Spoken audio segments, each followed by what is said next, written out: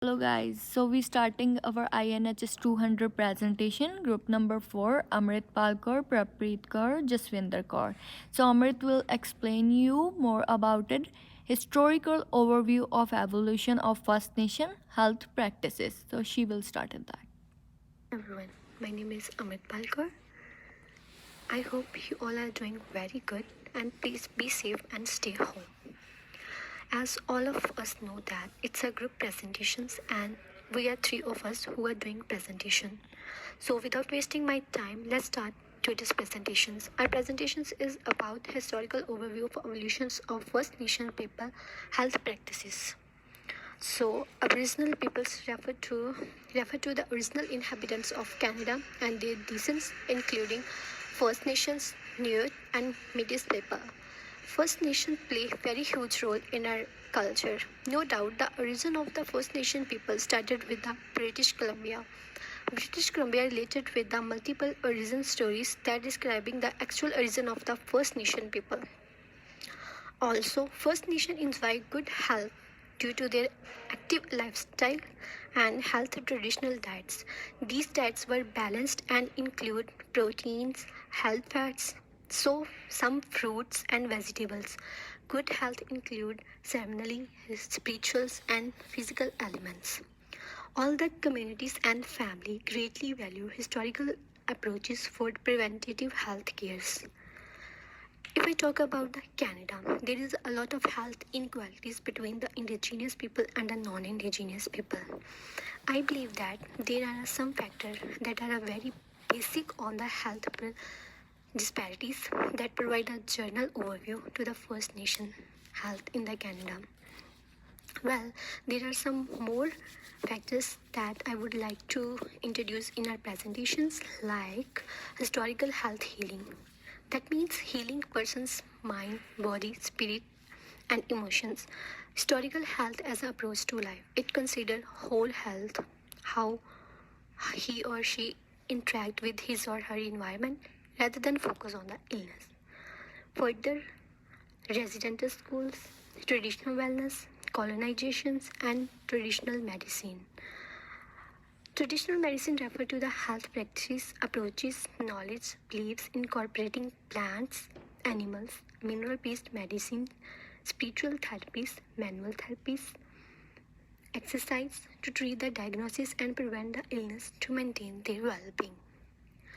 Also, in our presentation, the presentation focus on the experience of the indigenous people with Canada. And this presentation creating a huge understanding of the complex ideas and influence on the indigenous health and their healthcare services. This experience of indigenous people depicts the idea or information with understanding of the health inequalities and health disparities among the indigenous people.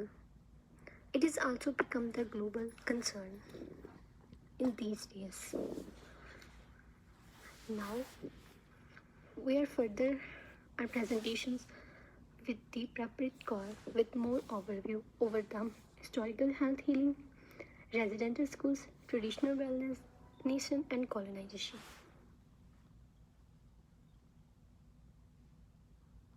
Hello everyone, my name is Prapreet Kaur and I will be explaining the holistic health and the holistic healing. To start up with, the holistic health is approach to the life rather than focusing on the illness of the body or specific part of the body, because in the past people considered to their health interactions with the others and environment.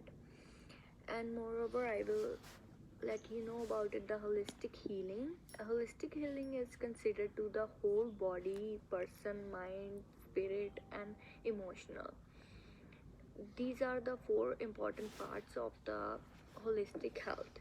So first is emotional parts. Emotional part is describe either the ethical practices such as the honesty, loyalty and fairness, and the mental aspect strategies are planning. It's doing deep reflections on your emotions like critical thinking, teaching, assignments, and actions. Physical aspects is this part of describing the interactions with others, with the environment. And moreover, I want to explain the medical field. Medicine wheel is the First Nation people, and there are four sides of the medicine wheel, such as the north, south, east, and west. So the west side explains the interactions like emotions, personally, generational reasons, figure it out, health and heart and head. And the north side is do it's about that balance and respect like mental culture. Moreover, it says do it language. So south side explains in the interrelationship like physical, ecological, time. And the east side explain the wholeness like spiritual, local knowledge, culture, world overview. And I would like to explain more about First Nation health authorities. So, First Nation health authorities has always been aware and recognized the importance of the traditional wellness. They want to hear and encourage more in discussions and development of the medicine and practices. So, my main focus of the area is discuss about the health diseases between the First Nation people. According to the Truth and Reconciliation, victims of the harmful diseases like tuberculosis and smallpox. So in the past, people are suffering from these two diseases, and after the colonization, First Nation people are treating themselves in a traditional ways. Knowledge about the they don't have a knowledge about the medicine, western medicine, and particular instruction about the indigenous traditional methods, where their traditional medicines are more effective than the western ones. And communities were using the traditional methods in their old ways. And just will explain more about the traditional medicines. Thank you.